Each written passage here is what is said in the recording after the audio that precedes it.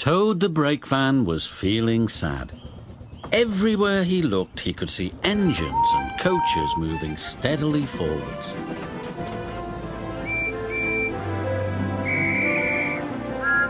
They all looked confident and cheerful. One day, he decided to talk to Oliver, the Great Western engine.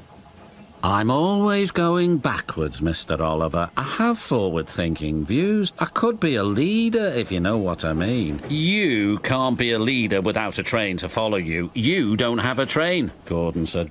Toad felt sadder still. Oliver wanted to help. "You're a very useful brake van, Toad. You help me brake and you keep my trucks in order when we go down hills." "I know, Mr. Oliver, but it would be so exciting to go forwards for a change instead of always seeing things sliding away from me."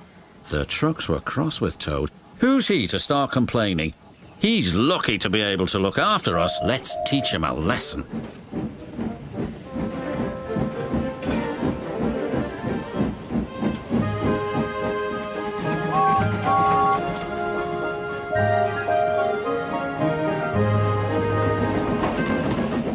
The trucks decided to carry out their plan when they reached Gordon's Hill.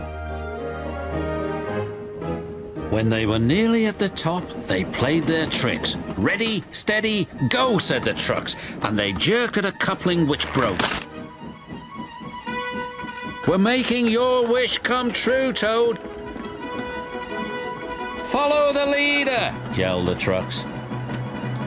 Toad was still in a state of shock, so didn't know what to think, and he couldn't ask the guard. He had jumped clear.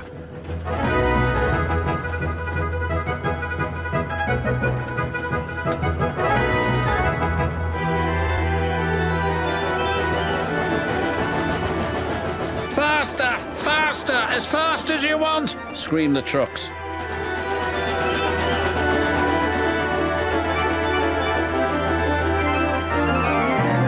Suddenly, Toad found it all rather fun, but the fun was soon over. A crossing lay ahead and the gates were closed. Toad couldn't stop. Worse still, Toad now realized he was on the wrong track. There ahead was Gordon. The signalman changed the points just in time. "On! On! Faster!" cried the trucks. Suddenly, he saw James pulling a long, slow train. "Yikes! Help! Save me!" a quick-thinking shunter did just in time. "What was that?" exclaimed James. "The signalman warned the station master at the next station. There's a runaway coming. We'll send them into the sidings." "Help! Help!" called Toad again. Toad saw some buffers. "Those'll stop me." But the points to the buffers weren't set. "Oh no, I'm back on the main line." Meanwhile, Oliver was racing to the rescue. "I must catch Toad, I must." Toad sped past Henry. More danger lay ahead. Men were working on a bridge, but they had been warned about the runaway Toad and his trucks. They diverted him onto old sidings, straight into a muddy pool.